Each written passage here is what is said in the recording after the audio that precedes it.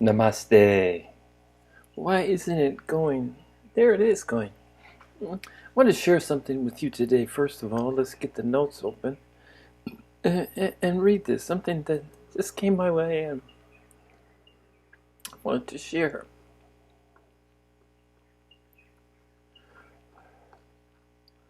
Okay.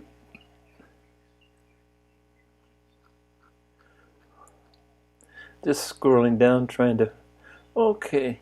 This is a note. Somebody said, I slipped it into your papers to see if you would notice. The Zen master Ikuyu was once asked to write a distillation of the highest wisdom. Distillation. This is the epitome. This is it. The highest wisdom. And only one word, attention. I gotta agree, pay attention. But attached with this, I want to continue in this vein of reading. How awaken is not changing who you are, but discarding who you are not. Okay?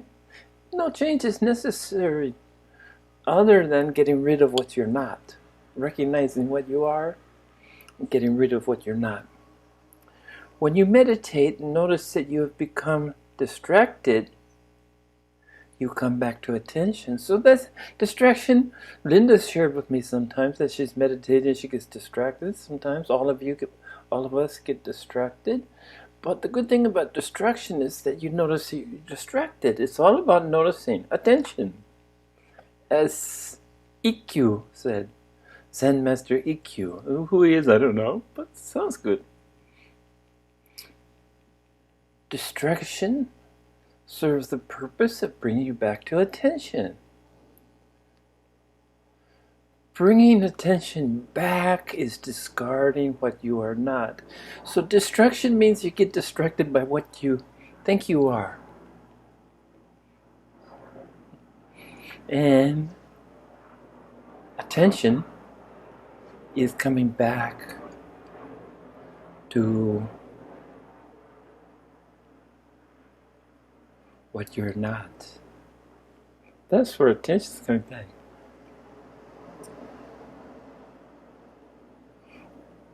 What you are ultimately, so here we are, what you are ultimately is like attention and is revealed in attention.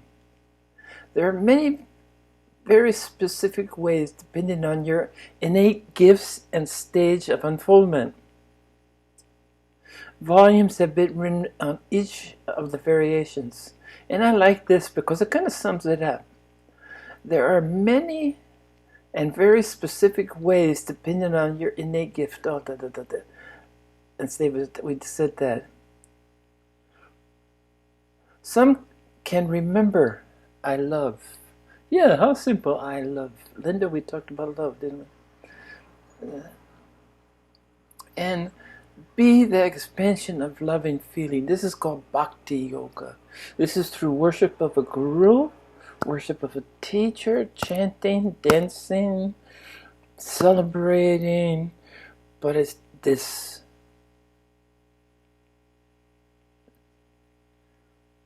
I love. And being expansion, compassion, expanding love to infinite. Bhakti Yoga. Others might surrender into the personal enthusiasm for serving some higher purpose. This is Karma Yoga. Action, people who like to do things.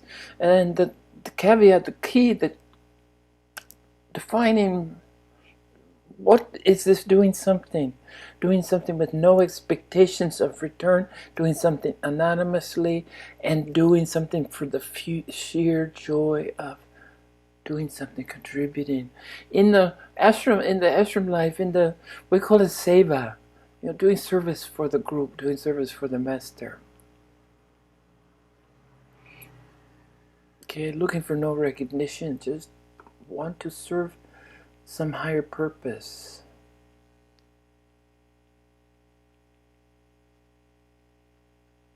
Okay. Others might have a skill at being energetic sensation in the body. Kundalini, Bhakti, not Kundalini,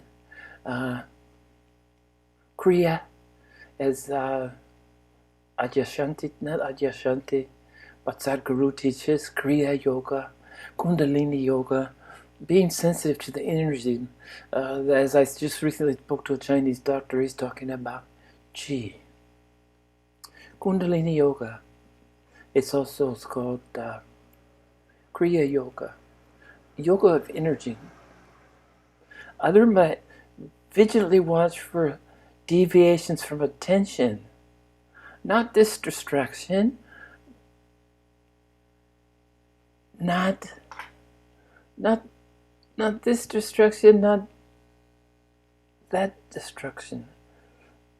This is jhana yoga. It's the yoga of using the mind as a tool to process, to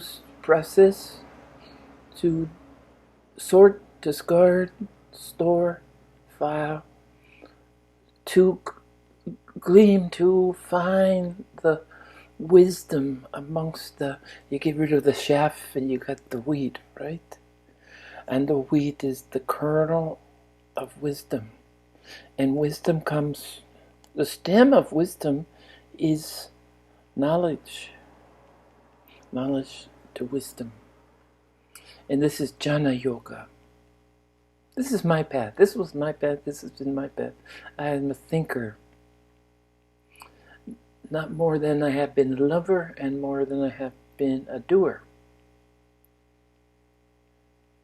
Others might have a skill of staying with the breath and the body.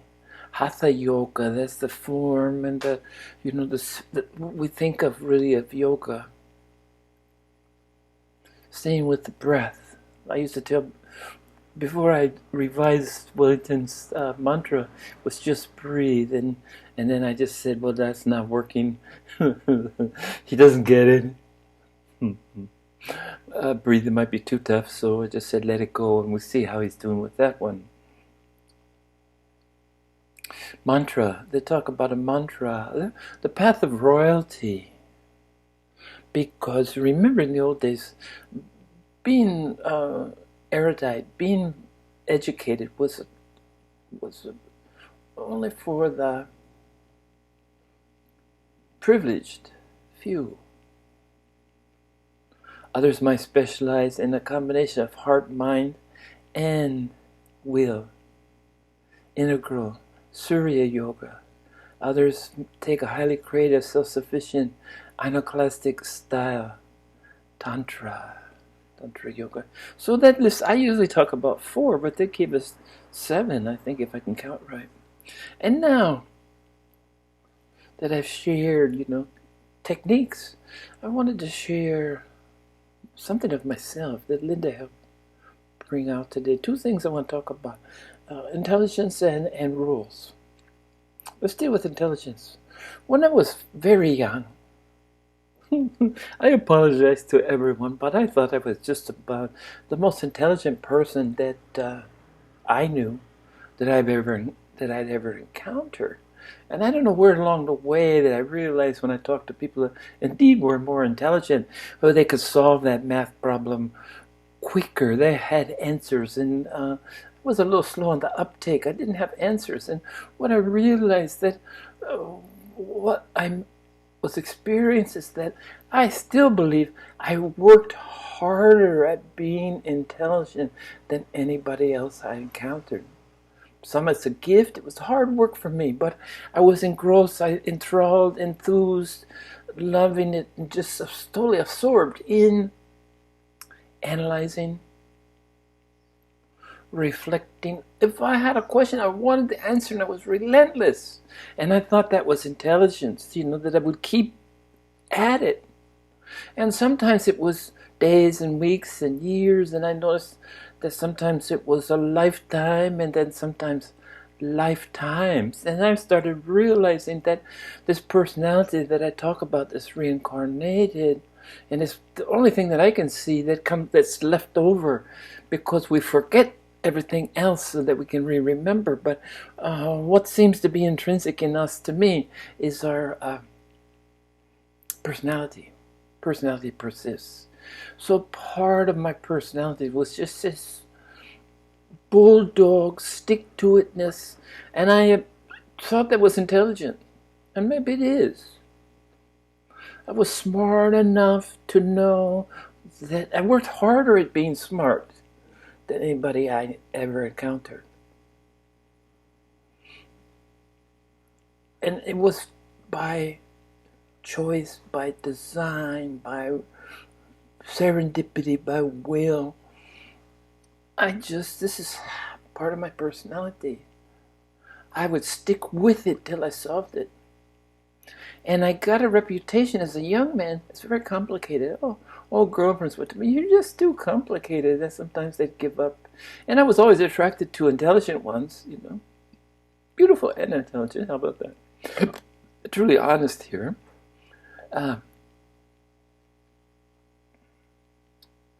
But this persistence, this working at being intelligent, working at solving it, the questions kept getting bigger and bigger until they led to awakening. And then I have to say, I think I'm going to save rules for another day. But because here I am, 11 minutes and 25 seconds, I just want to say that upon awakening, diametrically opposed, the opposite. We talk about the falsity of dualism. Well, now everything seems so simple. I had to work hard, and I loved working hard at being smart. And now it's so simple. The answers are there. I'm like that guy that could solve that math problem just like that. But I'm talking about deeper. I can look at you and see.